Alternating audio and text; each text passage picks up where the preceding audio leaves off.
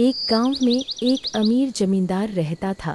वह जितना अमीर था उतना ही कंजूस भी। अपने धन को सुरक्षित रखने का उसने एक अजीब तरीका निकाला था। वह धन से सोना खरीदता और फिर उस सोने को गलाकर उसके गोले बनाकर अपने एक खेत में एक पेड़ के नीचे गड्ढा खोदकर डाल देता था।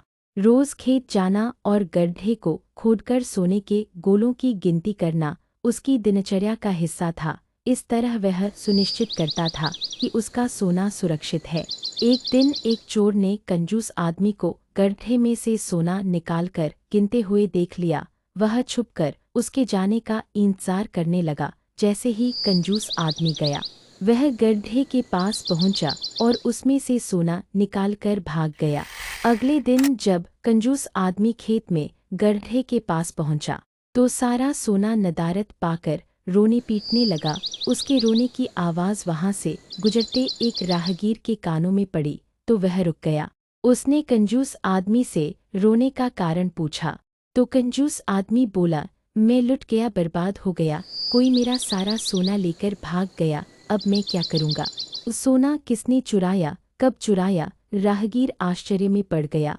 पता नहीं चोर ने कब इस गड्ढे को खोदा और सारा सोना लेकर 9-2-11 हो गया। मैं जब यहाँ पहुँचा तो सारा सोना गायब था। कंजूस आदमी बिलखते हुए बोला, गड्ढे से सोना ले गया, तुम अपना सोना यहाँ इस गड्ढे में क्यों रखते हो?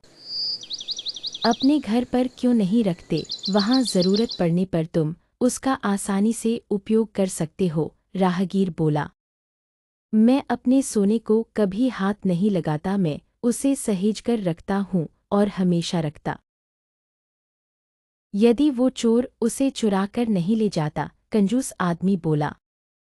यह बात सुनकर राहगीर ने जमीन से कुछ कंकड़ उठाए और उसे उस गड्ढे में डालकर बोला, यदि ऐसी बात है तो इन कंकरों को गड्ढे में डालकर गड्ढे को मिट्टी ढक दो और कल्पना करो कि यही तुम्हारा सोना है, क्योंकि इनमें और तुम्हारे सोने में कोई अंतर नहीं है। ये भी किसी काम के नहीं और तुम्हारा सोना भी किसी काम का नहीं था। उस सोने का तुमने कभी कोई उपयोग ही नहीं किया।